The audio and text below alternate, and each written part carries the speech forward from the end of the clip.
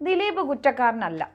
ഈ ഒരു കാര്യം സ്ഥാപിക്കാനായി ദിലീപും കൂട്ടരും കുറേ കാലങ്ങളായി ഇങ്ങനെ ശ്രമിച്ചുകൊണ്ടേയിരിക്കുകയാണ്, ഈ നടി ആക്രമിച്ച കേസ് ചർച്ചയാകുമ്പോഴെല്ലാം.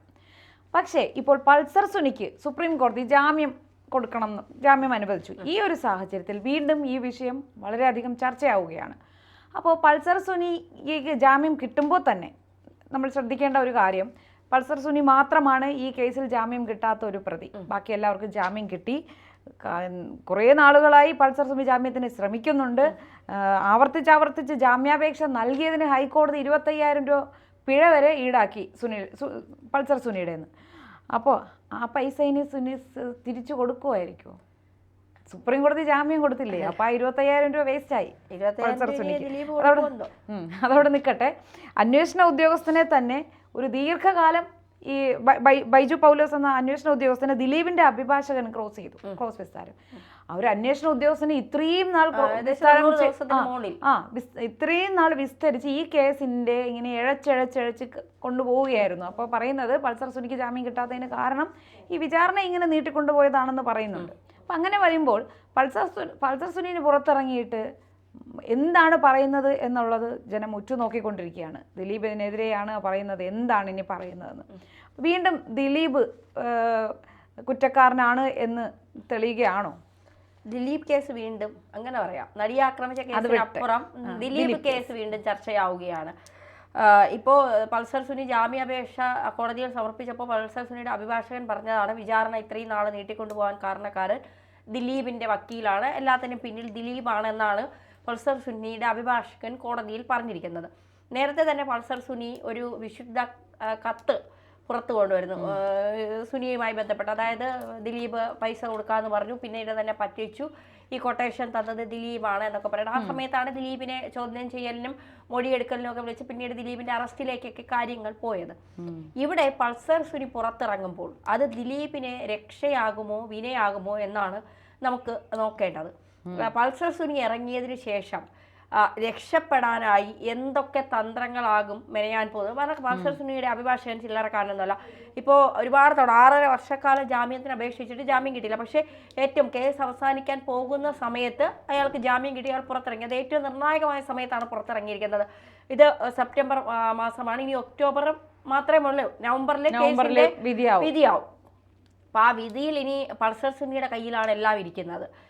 കേസിൻ്റെ അന്വേഷണമൊക്കെ ഏകദേശം പൂർത്തിയായി, വിചാരണ പൂർത്തിയായി, സാക്ഷികളെ വിസ്തരിച്ചു, പ്രതികളെ ആക്രമിക്കപ്പെട്ട നടി തിരിച്ചറിഞ്ഞു. ആക്രമിക്കപ്പെട്ട നടി എന്നതിനപ്പുറം അതിജീവിത എന്ന് വിളിക്കാം അവർ തിരിച്ചറിഞ്ഞിട്ടുണ്ട്. അപ്പോൾ കാര്യങ്ങളെല്ലാം ക്ലിയറായി. ഇനി ഈ അതിജീവിതയ്ക്ക് നീതി കിട്ടുമോ, അതാണ് നമ്മളൊക്കെ നോക്കിക്കാണുക. കാരണം അവർ ഇന്നലെ പ്രതിനിധി ചേച്ചി പറഞ്ഞതുപോലെ ഒറ്റയ്ക്ക് ഉയർത്തെഴുന്നേറ്റ് വന്ന ഒരു സ്ത്രീയാണവർ. അപ്പോൾ അവർക്ക് ആ ഒരു തൻ്റെ ഇടവും ആ ഒരു മാനസിക ബലവും എല്ലാ സമ്മർദ്ദങ്ങളെയും എല്ലാ മാറ്റി നിർത്തലുകളെയും അവഗണിച്ചുകൊണ്ട് ഒറ്റയാൾ പോരാട്ടം നടത്തി രംഗത്ത് വന്ന ഒരു സ്ത്രീയാണവർ, അതിജീവിത. അപ്പോൾ അവർക്ക് നീതി കിട്ടാൻ വല്ല സാധ്യതയും ഉണ്ടോ എന്നുള്ളതാണ് നമ്മൾ നോക്കുന്നത്. അപ്പോഴാണ് ഈ ശ്രീജിത്ത് പെരുമന, അദ്ദേഹം ദിലീപിന് വേണ്ടി വാദിക്കുന്ന ആളാണ് എപ്പോഴും.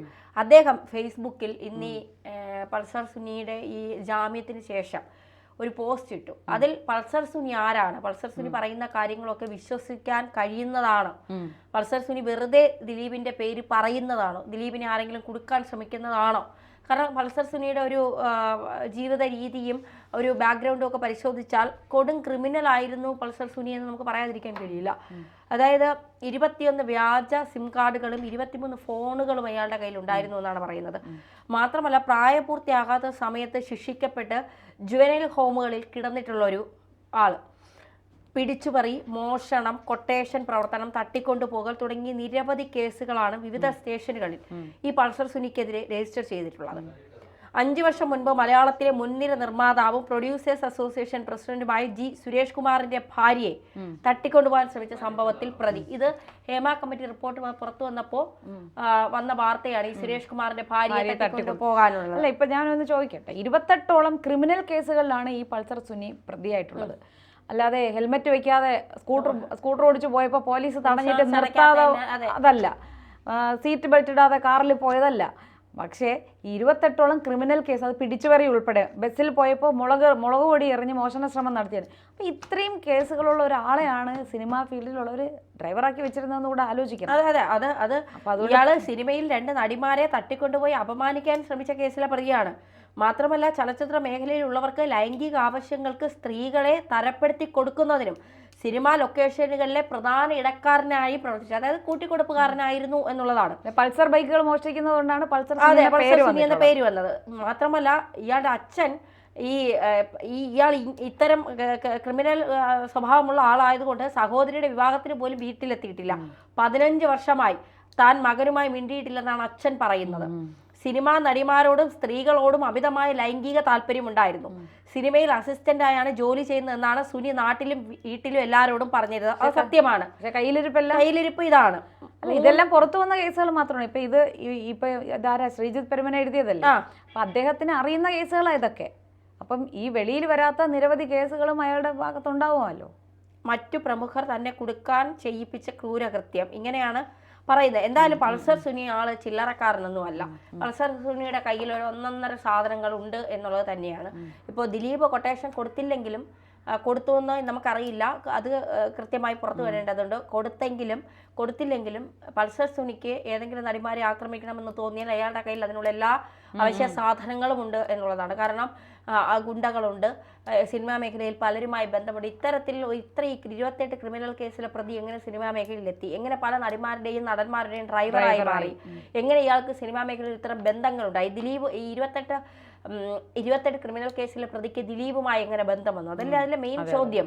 2 നടിമാരെ ആക്രമിക്കാൻ ശ്രമിച്ചു എന്ന് പറയുന്നു. മാത്രമല്ല സുരേഷ് കുമാറിന്റെ ഭാര്യയുടെ പേര് ഇരയായതുകൊണ്ട് നമ്മൾ പറയുന്നില്ല, ഭാര്യയെ തട്ടിക്കൊണ്ടുപോകാൻ ശ്രമിച്ചു എന്ന് പറയുന്നു. മറ്റൊരു നടിയും തന്നെ തട്ടിക്കൊണ്ടുപോകാൻ ശ്രമം നടത്തിയിട്ടുണ്ടെന്ന് പറയുന്നു. അപ്പോൾ മറ്റൊരു നടി മുറിയിൽ അതിക്രമിച്ചു കയറി തന്നെ ലൈംഗികമായി ഉപദ്രവിക്കാൻ ഇയാൾ ശ്രമിച്ചു എന്ന് പുറത്തു പറയുകയുണ്ടായി. അപ്പോൾ ഇത്തരം കേസുകൾ നടക്കുമ്പോൾ ഇവിടുത്തെ ഏറ്റവും പ്രധാനപ്പെട്ട ചോദ്യം, ദിലീപിന് വേണ്ടി എല്ലാവരും ഒരുങ്ങി നിന്നോളൂ ദിലീപിനെ രക്ഷപ്പെടുത്താനേ. പക്ഷെ അപ്പോഴത്തെ ചോദ്യം 28 ക്രിമിനൽ കേസിലെ പ്രതി, ചെറുപ്രായത്തിൽ തന്നെ ജുവനൈൽ ഹോമിൽ കിടന്ന ഒരാൾ, വീട്ടുകാരുമായിട്ട് ഒരു ബന്ധവുമില്ലാത്ത ഒരാൾ, മോഷണവും പിടിച്ചുപറിയും കൂടിക്കൊടുപ്പലും ഒക്കെ വിനോദമാക്കിയ ഒരാൾ, അല്ലെങ്കിൽ അതാണ് പ്രവൃത്തിയാക്കിയ ഒരാൾ എങ്ങനെ ദിലീപുമായി ബന്ധപ്പെട്ടു, ദിലീപിന്റെ അടുത്തേക്ക് എങ്ങനെ വന്നു? വേറൊരു കാര്യം കൂടെ, ദിലീപ് പറഞ്ഞ പൈസ കൊടുത്തില്ല എന്ന് ഈ പൾസർ തുടക്കത്തിൽ പറയുക. അപ്പോൾ പൈസ കൊടുക്കാത്തത് കൊണ്ട് ഇതെല്ലാം ദിലീപിനെതിരെ പറയുന്നു എന്ന് ഒരു വശത്ത് പറയും. പിന്നൊന്ന് പറയും ദിലീപിനെ ഒതുക്കാൻ വേണ്ടി മറ്റു പ്രമുഖർ ആസൂത്രണം ചെയ്ത ഒരു പരിപാടിയാണ് ഇതെന്നും പറയുന്നുണ്ട്. ഇത് രണ്ടും തമ്മിൽ അത് മാത്രം ഒരു വിശ്വാസം, അങ്ങനെ ചേച്ചി വിശ്വസിക്കുന്നുണ്ടോ? ദിലീപിനെ ഒതുക്കാനായിട്ട് ദിലീപ് ഒതുങ്ങിയിട്ട് ഇവിടെ ഇപ്പം ദിലീപിനെ ഒതുക്കിയാലും മമ്മൂട്ടി മോഹൻലാൽ എന്ന് പറയുന്ന 2 അതുല്യ പ്രതിഭകളുടെ സ്ഥാനം ഒന്നും ദിലീപ് വന്നു കയറുമ്പോൾ ഇവിടെ നഷ്ടപ്പെടാൻ പോകും. കഴിഞ്ഞ ഒരു ദിലീപ് ഒതുക്കിയത് മമ്മൂട്ടി മോഹൻലാലിനേക്കാളും ഉയരത്തിൽ എത്തേണ്ടുന്ന ഒരാളായിരുന്നു. ഒരിക്കലുമല്ല അഭിനയത്തിന്റെ കാര്യത്തിൽ ദിലീപിന്റെ മേഖലയിൽ എല്ലാവരെയും അടക്കി വാഴുന്നിരുന്ന ഒരാളായിരുന്നു ദിലീപ്. ദിലീപ് പറയുന്നിടത്ത് മലയാള സിനിമ നിന്ന ഒരു സമയമുണ്ടായിരുന്നു. അത് മോഹൻലാലും മമ്മൂട്ടി അഭിനയിക്കുന്ന കഥാപാത്രങ്ങൾ ദിലീപിന് ചെയ്യാന്നുള്ളതല്ല, ദിലീപ് പറയുന്നിടത്ത് മലയാള സിനിമ നിന്ന ഒരു സമയമുണ്ടായിരുന്നു. ദിലീപ് ആകെ കൂടെ ഒതുക്കി എന്ന് പറയുന്ന ഒരു നടനേ ഉള്ളൂ മലയാളത്തിൽ. അതൊരു നടന്റെയും നടിയുടെയും മകനാണ്. ആ നടൻ ഇപ്പോൾ യുവതാരങ്ങളിലെ സൂപ്പർ സ്റ്റാർ ആണ്. ആ നടനെ മാത്രമേ ദിലീപ് ഒതുക്കി എന്നുള്ളത്. പക്ഷെ ആ നടന് കഴിവ് വെച്ചിട്ട് അയാൾ പിന്നീട് നമ്മളൊന്നും ചിന്തിക്കാത്ത രീതിയിൽ അയാൾ സംവിധായകനായി പാട്ടുപാടും. അയാൾ വലിയ ഒരുപാട് കഴിവുള്ള ഒരു നടനിലേക്ക്, മോഹൻലാലിനെയൊക്കെ വെച്ച് സിനിമ എടുക്കാൻ തക്ക രീതിയിലുള്ള കഴിവിലേക്ക് ടെക്നോളജി പരമായി ഒക്കെ അയാൾ വളർന്നു എന്നുള്ളതാണ്. ഇപ്പൊ നോക്കുമ്പോൾ അയാൾക്ക് മുന്നിൽ ദിലീപ് ഒന്നുമല്ല എന്നുള്ളൊരു അവസ്ഥയിലേക്കാണ്. അപ്പോൾ അതുകൊണ്ട് അത്തരത്തിൽ ദിലീപിനെ ഒതുക്കാൻ ആരെങ്കിലും ശ്രമിച്ചത് കൊണ്ടാണ് ഇങ്ങനെ ഒരു നടിയെ ആക്രമിക്കാനായി ദിലീപ് അവർ കൊട്ടേഷൻ കൊടുത്തിട്ട് ദിലീപിന്റെ പേര് പറയുന്നതെന്നൊന്നും പച്ചവെള്ളം കുടിച്ച് ജീവിക്കുന്ന ആർക്കും വിശ്വസിക്കാൻ കഴിയുന്ന കാര്യമല്ല. ഇനി പൾസർ സുനി ഇത്രയും ക്രിമിനൽ കേസിലെ പ്രതിയായ പൾസർ സുനി പറയുന്നത് സത്യമാണോ എന്ന് നമുക്ക് അറിയാനും കഴിയില്ല. പക്ഷേ ദിലീപ് ബാലചന്ദ്രകുമാറിനോട് പറഞ്ഞ കുറേ കാര്യങ്ങൾ കൃത്യമായി ബാലചന്ദ്രകുമാർ അന്വേഷണ സംഘത്തിന് കൈമാറിയിട്ടുണ്ട്. അത് പരിശോധിക്കപ്പെട്ടിട്ടുമുണ്ട്. അതിൽ അവർക്ക് കൃത്യമായ ഉത്തരങ്ങൾ കിട്ടിയിട്ടുമുണ്ട്.